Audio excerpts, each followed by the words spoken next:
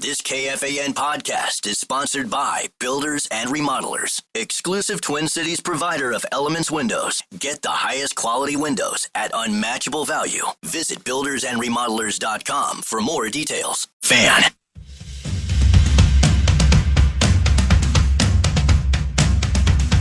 Want to chime in on what's happening with your favorite KFAN program? Make your voice heard on the Bradshaw and Bryan text line. Let us know what you have to say by texting your message to 64686. That's 64686. Standard message and data rates apply.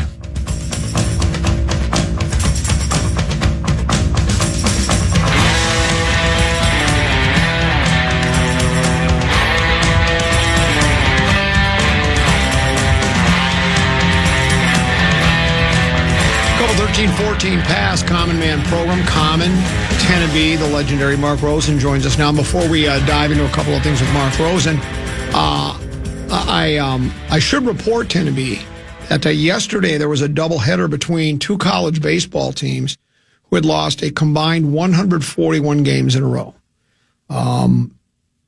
Lehman College had lost, I think it was 42 in a row, while Yeshiva University had lost 99 games in a row. That's a lot. 0-40, 0-99. The two teams played yesterday in a doubleheader. Lehman won the first game to snap their 0-42 or 0-41, whatever it was. So Yeshiva went to 100 games lost. The run for 100, they achieved it. However, they won the second game of the doubleheader, so they stopped it at 100. So both teams were able to break their losing streak. So good news for both teams. There is good news in the world of sports. Yes. There is good news sometimes in the world of sports. There is. Whoops, excuse me, I just belched. I apologize for that. Two teams snapped their losing streaks. And, of course, Rosen walks in the studio. The first thing he says, he goes, so you really don't want to bet on this Masters stuff? And I go, we are going to bet $5. And he goes, well, why don't you want to go 50? That's what, because Ted and I were just talking about that. You know more about golf than the two of us combined. And then I say, easy money for you. Well, if not 50, why not 100? Why not 1,000? Why not 50? He goes, that's ridiculous. Well, to me, $5 is even ridiculous. Well, you don't have to do it for anything. You don't have to, but then you guys won't feel. And I like our $5, $6 bets. I like them. They're fun. That's a lot of money. I got two kids I'm putting through school. Okay, I know the feeling. Been there, done that. Okay, but you're not doing that anymore now. Well, and they're never off ever off the payroll. You and your wife together are probably in the top. Your is greater than. Oh, don't even start. 100 the GDP of 100 countries across the world. Don't even start with that. You're making more money here than anyone at the station. No, I'm not. Pretty much. Huh? You have no idea. I'm probably the lowest paid host of all. You know what kind of money Barrero's making? Oh, I'm sure he's doing quite well. What do you think PA's making, being the voice of the Vikings? That's different. The Vikings pay How about the Power Trip morning show? Yeah, a lot of zeros there. Well, yeah, on the air I'm not part of that. On the air and off the air. And no, in the bank accounts. Right. That's one of the most popular shows in the country. Don't try to confuse me with their paychecks. Trust me. Okay. Anyway, well, we'll do that at about 2:30. We'll get into that. We'll figure out the format here. Right now, what I'm. Do you think the Wolves need to fear any team in the NBA playoffs? They have to fear themselves, as I said a week and a half ago. I know you didn't see any of it last night, and you missed an epic in the third quarter. Which was one of the finest quarters of basketball I've seen this team play all year. DiVincenzo couldn't miss. Nas couldn't miss. I thought Doc Rivers, the coach of the Bucks, I thought the Wolves were maybe 2 baskets away from having Doc Rivers empty the bench and go, you know what, wave the white flag. We'll fight for another night. It was over, Johnny. Except NBA games are 4 quarters long. I understand that. Yeah. But I'm just saying that it was, I wouldn't say two baskets away, but it had that feeling that there's nothing that Milwaukee could do to stem this tidal wave of Minnesota basketball the way they were playing it. Harlem Globetrotters, Washington Generals. It really was. And it was close enough at halftime, and then they poured it on in the third quarter. And then put the hammer down. Doc Rivers decided to try something unique in basketball that I don't know if Chris Finch was aware of. It's called the zone defense. And picked them up pretty much at the logo, at half court. Yeah. And the Timberwolves looked like a JV team that had never seen a zone defense before or knew how to attack said it. The zone that they had is a lot different than AAU. Well, do you think? That's what he actually said. I know. It was even when they were he said he didn't even know. He said he didn't know what they were doing. He'd never seen anything like that before. Well, okay. We've seen runs before. That's the NBA. I mean, the Wolves had one of those against Oklahoma City for the positive. We know they came back from 24 in the fourth quarter. You saw it even in hockey last night. Was that the Vancouver game? They scored. Yes, 3 in the last minute. It's never been done in the National Hockey history of the National Hockey League. So, I mean, weird things that we saw it in college basketball, the Final Four over the weekend. Not to that extent, but Duke had the lead, Houston blew a lead, whatever it might be. But this was beyond the pale. Yeah, it was beyond the pale because the Wolves couldn't even come close to not only stopping him, but everything they did was turned into a disaster. Would you say you saw it? Did Milwaukee try harder? No, I wasn't trying harder. It was a question of executing. Because we've used that as an excuse. Yeah, no, the other team tried. The Wolves had it. No, I think they probably mentally checked out a little bit. But I give Milwaukee all the credit in the world. I mean, they're pretty secure where they are. I think they might be jockeying for one position or another in the standings in the East, but nothing dramatic. But I give them all the credit in the world for still trying when you're down by 24 points in the fourth quarter against a team playing at its best as the Wolves were last night. And I don't know how you mentally think to yourself, well, I think I got a good restaurant I want to go to when this is over and have a beer and chill out for the night. And the Wolves just reacted in the worst possible way against that zone defense, and that's where most of the turnovers were just coming on every single possession. It was like watching a made-for-TV movie where the director is going, okay, here's what's going to happen. You guys are going to be, and then you're going to throw the ball away, and people are going to go, come on, that's preposterous. You can't do that. No one would believe the script. Well, it happened last night. And not only did they lose handily. I mean, they come down to like a buzzer beater or a 3-point win. It turns out to be the last minute. Milwaukee won the game going away. It was like watching Secretariat pull away in the Belmont or something. It was like no one could catch them. And after what you saw last night, you still trust this team to make a run in the playoffs? Yes. I mean, I believe that, like a switch, they can flip it, right? Well, it seemed like a switch. I mean, I'm not telling you, I said Oklahoma. I mean, I still feel Oklahoma City is going to win the West, and they did nothing to disprove that last night. But they missed. Obviously, the Wolves did a golden opportunity. They would have been in fourth place today had they won their game last night. Now they got to go to Memphis tomorrow night, and shrug your shoulders and they'll lose that game. Figure out. They might. Maybe they'll come back. They'll lose. They all have small. They all have. Their memories get washed away, and they figure out a way. And obviously, they got two pretty much gimmies this weekend. They do have short memories. They forgot how to win basketball. They forgot how to play. Let me ask you a question: are you picking Minnesota to beat Memphis? I don't really have an opinion about it. No, I'm not picking them to beat the best. No, you're not. No. Yeah, you think they can make a run in the playoffs? Okay. Well, I think they can. Yeah. I mean, I don't think there's anything that. I mean, obviously you want to, and they still have a lot. It's still not over as far as getting into the top 6. No, it's not. I mean, they beat Memphis tomorrow night, and they're right back in the thick of it. But they really blew a golden opportunity last night. Here's the problem: fourth. Golden State ain't losing, and the Clippers ain't losing. Clippers, those two teams, they're not losing. The Clippers, they're going to run the table. Kawhi Leonard has all of a sudden turned into the All-Star that we saw. I don't know how many years ago, 7-8 years ago. When he came back into the lineup, I told you, watch out for San Antonio. Well, I mean, watch out for the Clippers. Clippers. Yeah. I mean, the West is loaded. I mean, we know that. Other than Denver, anyone would want to play Denver right now with the mess that they've created. I think Memphis is definitely beatable. I mean, they got John Morant, and a few other outstanding players. Houston's good, but I think the Wolves can compete against them. Lakers are, I don't know. I don't know what to think about the Lakers. I think they're still missing some big men in the middle. They have to have great games from Austin Reeves, and obviously Doncic has to play out of his mind. He got tossed out of the game last night. Yeah, because he yelled at a fan. Claims to have. No, he did. That's exactly what happened. Well, the ref said it was directed towards him. Well, you could see the video, and he was looking at the fan, and that's what Doncic does often. I've seen it here at Target Center. He engages with the fans. Most of the time, it's kind of good-natured, but he'll trash talk with them, much the way Russell Westbrook will. But I thought the ref, and maybe the ref thought it was like, maybe he even thought it was like, you can't do that. Just play basketball.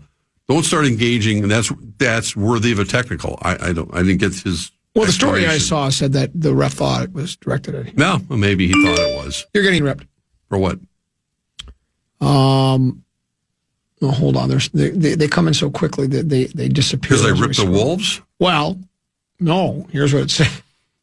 Rosen giving the Wolves the benefit of the doubt because of how close he sits at the games. I'd be curious to hear his opinion if he sat in the nosebleed section. Well, he's just wondering. What's he talking about? Well, because you were saying, it's just a game. You still think they're going to make the playoffs, make a deep run. Hey, it kind of happened. You were kind of giving him the benefit of the doubt. I have no idea what that means. Well, he's saying because you're sit in the media section? Because you're sitting courtside. I don't sit courtside. Well, I I'm just reading what he wrote. I'm sorry. It's just people who write. It's like they're trying too hard. It's my media seat, next to. Most of the time when I'm there, I sit next to the same people who cover the game, Britt Robsons and the John Krasinskis and Chris Hines and other people who are there all the time.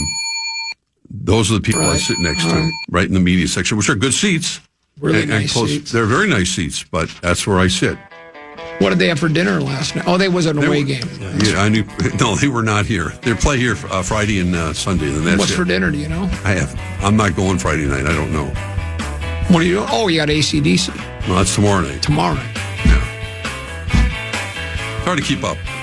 That's hard to keep up with your jet-setting lifestyle. Yeah. You are a jet-setter. You're all really over the country, man. No, I'm not. You going? No. You're Palm Springs. What's a Mankato? Yeah, but you were in Palm Springs not long ago. Kirks and Caicos, or whatever it's called. Kirks and Caicos. Kirks and Caicos. Well, I'm trying to keep up with John Creasel. Then you're up in Cold Spring. Yeah, Cold Spring. That's a whole there. Boy. That's an adventure. Then you're going from the Chanhassen to down to Mankato to see Bobby Dylan, to Kowalski's. I was just there about an hour ago. And it's available to everyone. Anybody can go. Anybody can do it. Yeah. I think probably the coolest thing about going to the AC/DC concert is to watch the one-armed drummer while the band's playing. I mean, that would be super cool to watch. I still can't believe that he is. How can you play the drums after losing an arm? It's amazing. It's astonishing. It's more than astonishing. We'll take a break. We'll come back. Your Twins club lost a game and maybe lost a player for a while. We'll have to find out. We're still waiting for a word on the MRI. We'll talk to Mark about the Twins next.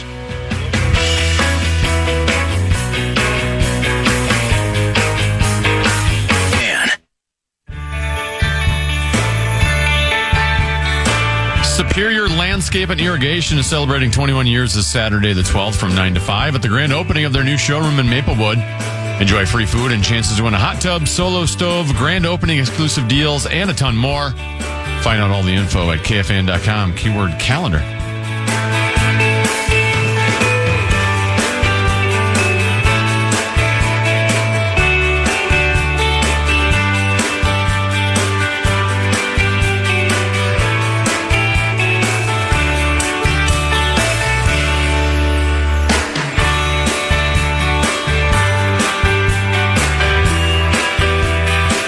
Couple 13-14 pastime comedies tend to be he's Mark Rosen. Twins lose again last night. They are 2-1 against the White Sox, and I think now 1-6 against everybody else. Close game. Matter of fact, they out-hit the Royals. I think the Royals only put together like 3 or 4 hits. But worse than the loss itself was Pablo Lopez. I think it was in the 5th or the 6th, 4th, whatever. Felt like something tightened in his leg, and he tried to make a couple of pitches. And turns out to be he has what they're at least calling right now a mild hamstring. He's to undergo an MRI today, and continues to watch the wire to see if we get a result. And we hope it's mild. Hopefully he doesn't have to miss a start. And maybe he does. Hopefully it wouldn't be more than one or two. And like we talked about, those hammies can be one of those things that can linger and kind of not go away right away. And like Tenant B says, can maybe even, because if you favor that, it might trigger a different injury to another party. And a pitcher obviously uses his legs probably more than just about any. Leg, so not a good result for him. No, it's just one more thing. I mean, Royce, this happens going back to Royce Lewis. He does it in spring training, and he's out for weeks and weeks. I mean, whatever we thought was going to be mild, it's not going to take very long. I'm running again. Here we are, and it's been almost a month, I think. And it's just, how much I enjoy, in theory, watching the Twins. I've been watching them my whole life, and in baseball, this is a really hard team to watch right now. Right now. I mean, I know it's where we are in the calendar, but there's not a level of I think it's been hard to watch for the past 25 years. Well, you can look at it that way, but I don't look at it that way, because even 2 years ago, last year you gave up on them. Well, they gave up on themselves. I didn't give up on them. I don't think they gave up. They were just terrible. I didn't give up on them. I signed up for DirecTV for crying out loud. Yeah, but you told me you stopped watching. I stopped watching them when they were going in the tank. Because I watched them to the bitter. You didn't watch one game. You're right. But right now, I mean, even if they, I watched some of the game the other day when they took that 7-1 lead over Houston, and we got some new players getting used to. But there's just not this. I don't know. I don't want to use the word aura. There just seems like not a lot of pizzazz with this baseball team, and I don't know how much of this is going to fall on Rocco down the stretch and down the run. Because look at I don't know if I don't think they're going to in any hurry to make a move right now. That's just the way it goes. But I don't like what I'm seeing right now from their offense. I mean, that's the thing, because you're not getting any contributions really from, Correa or Buxton in particular. And when those two guys aren't hitting, and looking at the top of their lineup, Buxton, Ryan Jeffers got a hit last night. Larnick, what's he hitting right now? 220 or something? I don't know. I mean, there's no one. Miranda's probably going to get sent down. I mean, I thought he was going to get off to a good start. Wallner's doing okay, but Bader's the one kid that's actually looks like a ball player out there. So you look at their lineup; it's not exactly strike fear in the hearts of anybody. And more importantly, they just, unless Correa starts getting going, he got a couple hits last night finally, so he raised his average to $150. So maybe that'll be the start of something with him. But they're just not a lot of fun to watch right now. I don't know how else to say it. There's not a lot of pizzazz with the team. Last night, they, despite the fact that Lopez left the game, they had an opportunity in the ninth. There were runners on first and third, one out, and one of your three best hitters, or allegedly best players on the team, highest paid player on the team, comes to the plate and hits a new double plate in the game. That's it. He had two doubles earlier. Right. I did like the final quote in the Fish Rod Factory West Side. I don't know if you saw it, but he basically, at least he didn't, try to say the sun was in his eye or something. He said, I kind of came up on a pitch. I lifted my legs up a little bit. I shouldn't have done it. That's why he goes. That's why I was so mad. And he hit the top of the ball, which drove it into the ground and in double play. Right. So 2-1 against the White Sox, 1-6 against everybody else. I don't know where they are in the standings. I still think they're above the White Sox, which ain't saying much. And it's early, as you said, but it's still, it just doesn't have a good feel. Yeah, it doesn't have a good feel for and it feels like a continuation of late last year. And until proven otherwise, that's sort of what it is. I mean, they stumbled at the end last year and looked like they were going to win their division. And it's continued this season. I think Aaron Gleeman had a stat. I don't know can't remember what the record was, but other than the White Sox, I think the Twins have had the worst record in baseball from last, September, maybe early October, and then so far this season. That's not a stat you want to occupy a place you want to be at all. So try again tonight. I saw where quietly, at least quietly, because it's not front page news, Nico Medved has, is it one or two players he's gotten from CSU? Two. Oh, one I think from CSU. They signed another player today, I believe. Okay, yesterday or the day before, they got a kid from, I don't remember where he played. I don't recall his name. I could look it up, but he was a real solid player wherever he was playing. He was Division I basketball. He had, I think he got 20-plus points in like 23 games, a 6'8" kid. Saw be a junior this year, really good player, and he committed before even the visit. He'd said, yeah, I want to play, but they're going to have him for a visit. Then he called up and said, I don't need a visit, I want to be there. He did the old, everything I heard from the coach is what I want to hear. They're doing the things that I want to do in the culture and all that. So whether any of this ends up improving the team's lot in life, at least he's making moves. And for some reason, I feel encouraged, and I don't know why. And it's nothing to do, and nothing against Ben Johnson or the other kids that played. But it's just that he's, one of the kids for CSU apparently was a really good player, or is a really good player. And this other kid, at least I don't know, he seems like he's got a ton of talent. So if he can start to attract those kids, get a few guys here in the state, maybe slowly but surely the team could get at least back to where it's not like you're on the very bottom of the Big Ten. No, you're right. And it's interesting because normally we associate anytime someone signs with the Vikings or the Timberwolves or the Wild, pretty much their salaries are announced. And we know they so-and-so signed a 3-year deal worth, $18 million or whatever it might be. I'm almost surprised we're not at the point yet when, hey, Nico Medved signed so-and-so from Colorado State. Right. And he got $750,000 up front, whatever it might be, or $300,000. I mean that there's going to be an association with dollar amounts because you know what's happening. I mean, this is the world we live in. You forget about recruiting high school seniors anymore. You got to go after players. Like I said, there were 1,000 players in the transfer portal. You have to just try to get a couple to help turn your program around. And he's already made inroads, and unfortunately, I don't think Ben was able to do. And he's keeping a couple of key guys from last year. Asama, the kid from up north, good looking guard. He's coming back, and but that's the name of the game. I mean, we don't know if Dinkytown Sports has got more flush with money or what's happening, but this isn't happening because, hey, I want to go play at Williams Arena. I want to play for the Gophers, which was, the downtrodden Minnesota Gopher basketball team. Or, I'm sure Nico's personality maybe helps and his connections help, but it's about money, really. I mean, that's the universal language, money. That's it right now for these kids, for a lot of them. I mean, they're not going to make what, they're making at Duke and Florida and Houston and, some of the other places, but you got to be competitive in the Big Ten. You're getting ripped.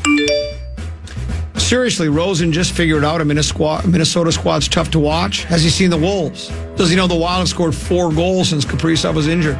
Tell him he can head back to the spa and leave the sports takes to Common. Remember when you did the picture? I always loved that. Oh, yeah. In the white bathroom? Yeah, that was classic. See, I put myself out there. No, I'm a man of the people. You are. I try to be. Oh, you do? That's my favorite picture of all time. Yeah, that was a good one. It was really good. Let's pause. When we come back, we're going to do a Masters pool. I know the morning show and everybody's excited. We had 16 people in here today. This is way different. I like this. The real format. golf minds, the people that really do pay attention to the PGA. Got it. And we're doing it. We're picking from 4 different columns and putting in. Not just picking a winner. No, I understand. Trying to pick total scores, and picking altogether probably like 10 players that you think will finish. Obviously there's only one winner, but ones where you're not just throwing one name out. You got to go, I think this guy was a different column. It's very controversial. We'll do it next year on the Common Man program on the Fan.